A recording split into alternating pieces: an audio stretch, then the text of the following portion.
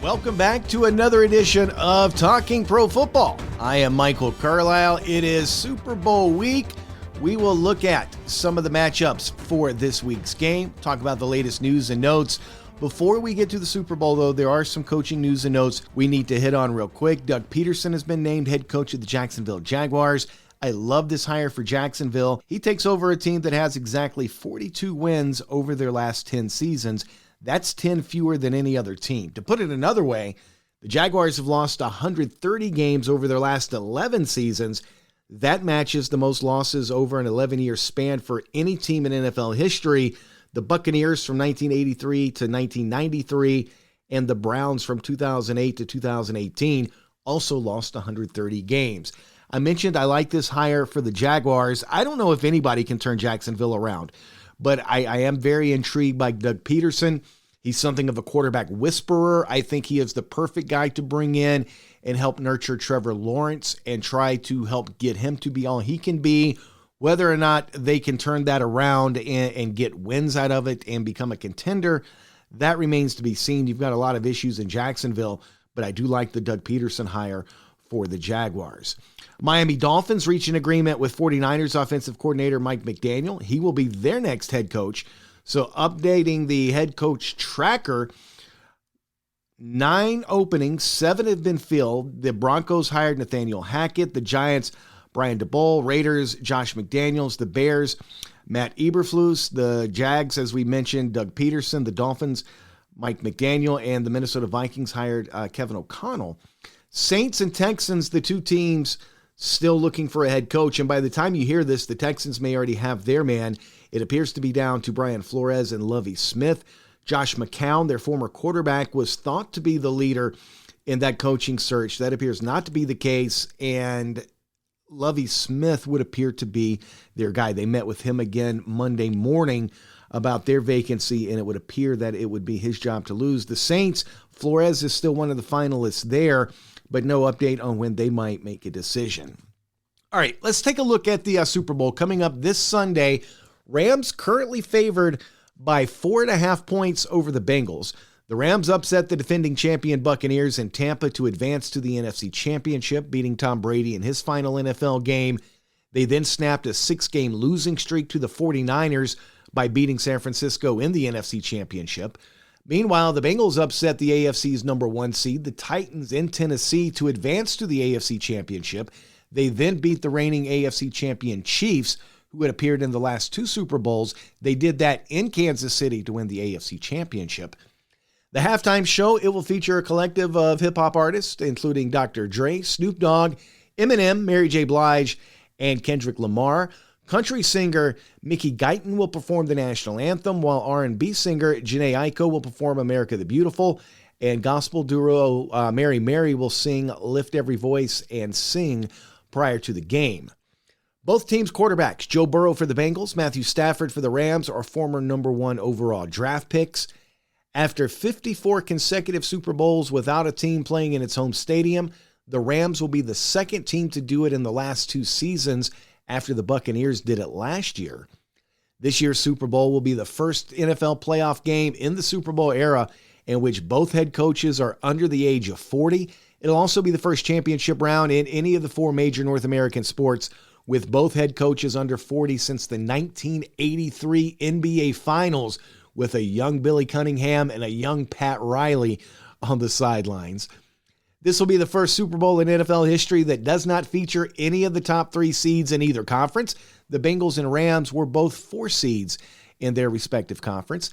This is the Bengals' first Super Bowl appearance since 1988, when they lost to the 49ers 20-16. Before this season, the Bengals hadn't won a playoff game since 1990, when they beat the Oilers. Yeah, the Oilers. For those of you who don't know, that's now the Tennessee Titans. The longest drought in the 4 major North American sports that Cincinnati snapped. Bengals have appeared in 3 Super Bowls total, including this one. Their first 2, 1981 and 1988, they were both against the 49ers. They lost to San Francisco both times, each time by 1 score. Rams, on the other hand, they're making their 5th Super Bowl appearance, their 2nd in the last 4 years. They last appeared in the big game in 2018 when they lost to the Patriots 13-3 in the lowest scoring Super Bowl of all time. Rams last won the Super Bowl in 1999 when they beat the Titans 23-16 in Super Bowl 34. That capped a drastic turnaround, and of course the Rams back then were the greatest show on turf. Joe Burrow is finishing just his second NFL season. At 25 years of age, he's looking to become one of the youngest quarterbacks to ever win a Super Bowl, behind Ben Roethlisberger, who did it at 23, Patrick Mahomes, and Tom Brady were each 24. Burrow, keep in mind, missed the final 6 games of his rookie season last year due to a knee injury. He's just over a year removed from suffering a torn ACL and MCL, as well as PCL and meniscus damage. This year, Burrow came back from that injury and set Bengals single season franchise records for passing yards, touchdowns, and passer rating. He also led the NFL in completion percentage. Matthew Stafford, finishing his first season in Los Angeles. He, of course, spent the first 12 seasons of his NFL career with the Detroit Lions. Stafford, while with the Lions, appeared in just 3 playoff games during those 12 years. He won none. In his first year in Los Angeles, he's gone 3-0 in the postseason. Stafford this year set career highs in completion percentage, passing touchdowns as well. Only Tom Brady threw more TDs this year. Stafford is one of several big-name veterans that the Rams acquired this season. LA also traded future draft picks for former Patriots running back Sony Michel, former Broncos Super Bowl champion pass rusher Von Miller. They also signed former Browns wide receiver Odell Beckham Jr. after he was released. Stafford's top wide receiver, Cooper Kupp, just finished a historic year. His 145 catches and 1,947 receiving yards ranked second all-time, behind only Michael Thomas's 149 catches and Calvin Johnson's 1,964 yards receiving. Kupp also broke the all-time record for most scrimmage yards by a receiver with 1,965. The Bengals' top receiver, Jamar Chase, was drafted 5th overall in 2021 out of LSU, where he played with Burrow. The rookie broke a franchise record with 1,455 yards on the season, the 4th most among all NFL wide receivers. Of all receivers with at least 500 yards, Chase ranks 2nd in the NFL in yards per catch with 18. That was behind only the 49ers' Deebo Samuel. His 13 touchdowns were 3rd in the league. The Bengals were the only NFL team besides the Buccaneers to have 3 different players top 800 yards in receiving. Chase with 1,455, T. Higgins with 1,091, and Tyler Boyd with 828 were the top 3 receivers for Cincinnati. The Rams' number 2 receiver, Odell Beckham Jr., spent the first 6 games of the season in Cleveland with the Browns. He was released among diminished role in the offense there in Cleveland, as well as controversy surrounding rumored discontent between he and quarterback Baker Mayfield. Bengals starting running back Joe Mixon was one of the few NFL featured backs to really have a breakout year this season, finishing 3rd in rushing yards with 1,205, 4th in TDs, and 5th in first down runs. Trey Hendrickson, another standout for Cincinnati. He was signed to a free agent deal after 4 years with the Saints, and he was 5th in the league in sacks this year with 14. Rookie kicker Evan McPherson helped power the Bengals' playoff run. He set a team record for most 50-yard field goals in a season and, probably more importantly, a perfect 16 for 16 in field goals in the playoffs. Rams coach Sean McVay at 36 is looking for his first Super Bowl win, and he would become the youngest head coach to ever win a Super Bowl. Steelers coach Mike Tomlin currently holds that distinction. He was 36 as well when he won his Super Bowl. McVay will be matched up against Bengals coach Zach Taylor, who is 38. That makes them the youngest pair of Super Bowl head coaches in the game's history. Taylor worked under McVay before becoming Bengals coach. He spent 1 season as the Rams' assistant wide receivers coach and 1 as the team's quarterback coach before getting the Bengals job. Taylor's a former quarterback. He went undrafted out of Nebraska in 2007, briefly spent time with the Buccaneers and in the Canadian Football League before transitioning into coaching. He went 6-25-1 in his first 2 seasons as the Bengals coach after he replaced Marvin Lewis, who led 7 playoff runs in 16 seasons but never won in the postseason.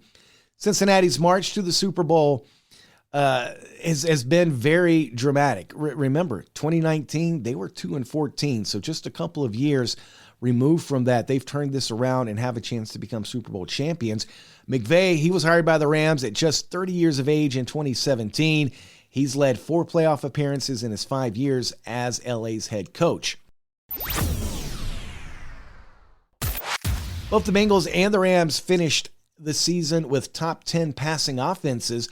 LA ranked 5th, Cincinnati was 7th. Both teams had bottom half defenses, with the Rams ranking 17th and the Bengals 18th. However, and this is a pretty big however, the Rams do have 2 of the game's top defensive players at their positions, with defensive tackle Aaron Donald and corner Jalen Ramsey. Those 2 have a combined 13 Pro Bowl appearances, 10 All-Pro honors, and 3 Defensive Player of the Year awards. The Rams are looking for their first Super Bowl win while playing in Los Angeles. Their last and only Super Bowl win back in 1999 came as the St. Louis Rams. They did win 2 championships before the Super Bowl era, the first as the Cleveland Rams back in 1945. I'm sure you all remember that. And they also won a championship as the Los Angeles Rams back in 1951. But again, both of those were before the Super Bowl era. One of the Rams' top pass rushers, Von Miller, won Super Bowl 50 as a member of the Broncos. He was named Super Bowl MVP that year. He's got 7 sacks since being acquired via trade back in November. The Bengals, not the Rams, will be the official home team for the Super Bowl, even though the game's being played in the Rams Stadium. This is due to the NFL designating home teams between conferences each year. That means that the Bengals will use the Rams' home stadium locker room, and the Rams will use the visitors' locker room. As the official road team, the Rams will get to call the coin toss before the opening kickoff. The Bengals, as the home team, choose which uniforms they wear in the big game. This will be just the second Super Bowl with 2 starting quarterbacks who were both number 1 overall picks. The other came 6 years ago when Peyton Manning faced off with Cam Newton. As we mentioned earlier, in 2019, the Bengals were 4-11-1, worst record in the NFL. 2 years later, they are in the Super Bowl. This has been a huge turnaround in a relatively short period of time in Cincinnati. And Joe Burrow will be trying to do something no other quarterback has done before. That's win the Heisman, win a national title, and the Super Bowl. Burrow has a chance to do it in a span of less than 3 years. Again, headed into this game, the Rams, as we record, 4.5-point favorites over Cincinnati, headed to the big game on Sunday. Our next episode will drop on Thursday, and we will get into the matchups and really break this down for you and take a look at these 2 teams, how they got here, and how they expect to fare on Super Bowl Sunday. We'll also get the latest news and notes from around the league. We'll see what the Texans do with their coaching search, as well as the New Orleans Saints. As always, feel free to hit us up. You can get us on Twitter at TalkingProFB. You can find me at Real Mike Carlyle. Email us, talkingproffootball@gmail.com. We are out of time. We'll be back again on Thursday for another edition of Talking Pro Football here on the After Hours Podcast Network.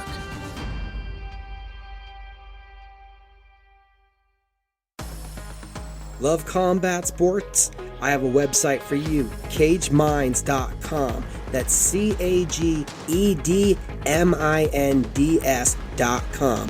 Fight news from around the world, in-depth interviews, live event coverage, covering combat sports for over a decade. Established in April 2011. That's cageminds.com.